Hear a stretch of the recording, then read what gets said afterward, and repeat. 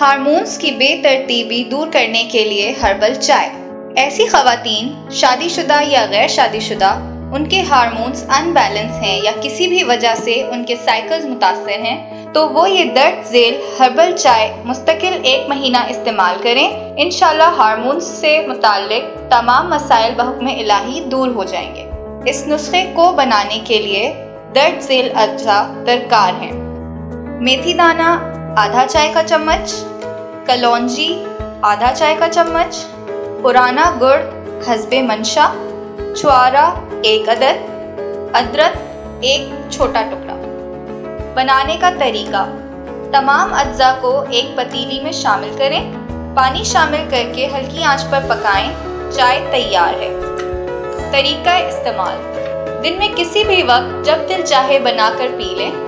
मुस्तकिल 1 महीना इस्तेमाल करें। इसका कोई साइड इफ़ेक्ट नहीं है, फ़ायदा बहुत ज़्यादा है।